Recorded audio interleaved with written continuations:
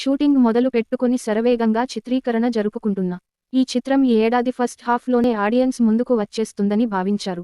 కానీ షూటింగ్ చివరి దశకు వచ్చిన తరువాత చిత్రీకరణని పక్కన పెట్టేయడం, నిర్మాతలు కూడా ఇప్పటిలో సినిమా గురించి ఏ అప్డేట్ అడగకండి అంటూ అధికారికంగా చెప్పడంతో ఈ ఏడాది ఫస్ట్ హాఫ్లో రిలీజ్ ఉండడం కష్టం అనుకున్నారు. ఇప్పుడు అందరూ అనుకున్నట్లే అయ్యింది. ఈ మూవీ ఈ ఏడాది సెకండ్ హాఫ్లో రాబోతుంది. సెప్టెంబర్ 27న ఈ మూవీని రిలీజ్ చేసేందుకు డేట్ని ఫిక్స్ చేసి తేదీన గతంలో పవన్ నటించిన అత్తారింటికి దారేది సినిమా రిలీజ్ అయ్యి బ్లాక్ బస్టర్ విజయాన్ని అందుకుంది. ఇప్పుడు ఆ గోల్డెన్ డేట్ పైనే ఓజీ నిర్మాతల కూడా దృష్టి పెట్టారంట. ప్రస్తుతానికి చిత్ర నిర్మాతల నుంచి మాత్రం ఇంకా అధికారిక ప్రకటన రాలేదు. త్వరలోనే ఆ అప్డేట్ని ఫ్యాన్స్కి తెలియజేయనున్నారు. కాగా ఈ సినిమాని డివివి దానయ్య భారీ బడ్జెట్తో నిర్మిస్తున్నారు.